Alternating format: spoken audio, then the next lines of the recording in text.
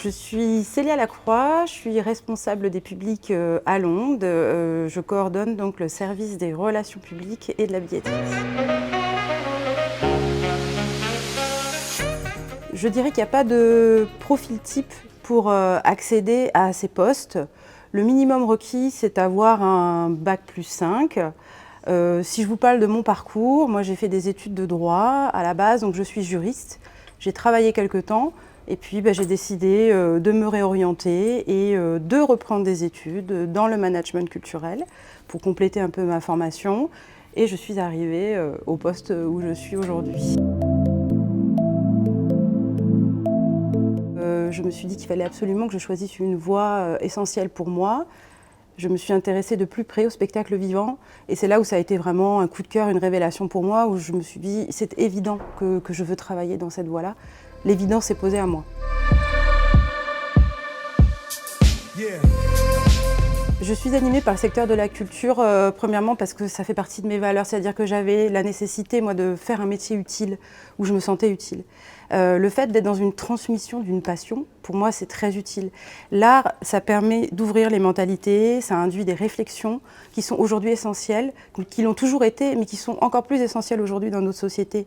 Donc, ce que j'aime dans mon métier, c'est pouvoir transmettre des réflexions, mais aussi l'art permet de voyager. Toutes les propositions qu'on a en spectacle vivant nous permettent de traverser des époques, des pays, des paysages. Et ça, c'est ce qu'il y a de plus riche aussi dans le spectacle vivant.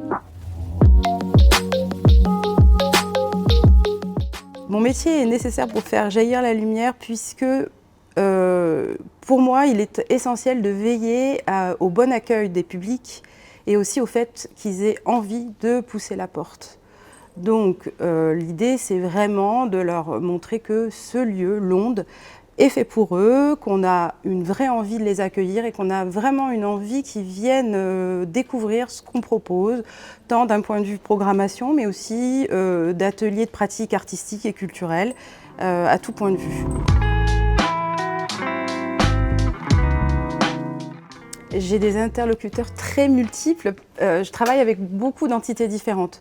Je travaille avec ce qu'on appelle les tutelles. Donc les tutelles, ça va être les personnes qui nous soutiennent tant dans notre programmation que dans nos projets d'action culturelle. Ça va être l'éducation nationale, ça va être la direction régionale de l'action culturelle d'Île-de-France, ça va être la région, le département, mais ça va être aussi nos partenaires directs, c'est-à-dire les établissements scolaires, écoles primaires, secondaires, enseignement supérieur, les comités d'entreprise, les associations, et j'en oublie encore certainement, c'est sûr, un public individuel, amateur aussi, vraiment un public très très très varié avec qui on est en contact quotidiennement.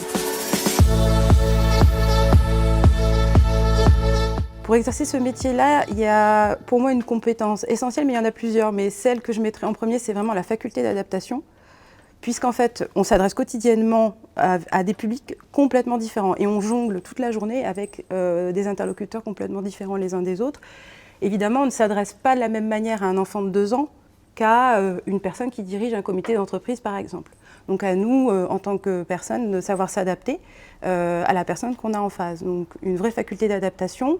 Il faut aussi avoir une bonne expression orale, une bonne expression écrite. Ce sont nos outils de travail du quotidien. On écrit beaucoup, on parle beaucoup, on s'exprime beaucoup. On se doit d'être clair systématiquement quand on communique avec les personnes. Et je dirais aussi d'être très curieux. C'est très important. Il faut avoir envie de découvrir plein de choses, plein de propositions artistiques, parce que plus on se nourrit de propositions artistiques, mieux on sait en parler et mieux on sait transmettre notre passion.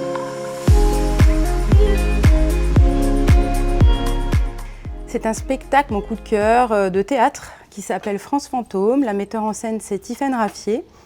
C'est une jeune metteur en scène. C'est déjà une première raison pour laquelle j'ai aimé ce spectacle. Par ailleurs aussi, c'est un spectacle assez exceptionnel puisque c'est un spectacle qui propose de la science-fiction au théâtre, qui traduit une histoire assez sombre, une dystopie, où en fait les habitants d'aujourd'hui, d'un nouveau monde, déchargent quotidiennement leur mémoire, leurs souvenirs, pour pouvoir continuer à vivre sans se souvenir de leur passé. Et éventuellement pour pouvoir aussi les déplacer, s'ils veulent continuer à vivre de manière infinie, dans d'autres personnes, une fois que leur propre corps décède. Par ailleurs, elle a réussi aussi à faire le parallèle avec, dans cette œuvre de science-fiction, avec le parallèle avec des auteurs de littérature classique.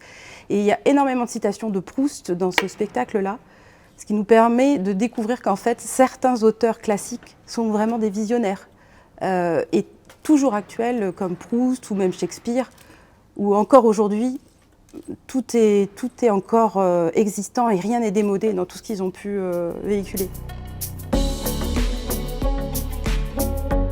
Pour une personne qui a envie de travailler dans la culture, faire le métier que je fais aujourd'hui, le conseil que je lui donnerais, c'est d'avoir foi en elle, c'est-à-dire ne pas s'arrêter aux premiers obstacles. On entend souvent dire que les métiers de la culture sont inaccessibles, qu'il n'y a pas de travail.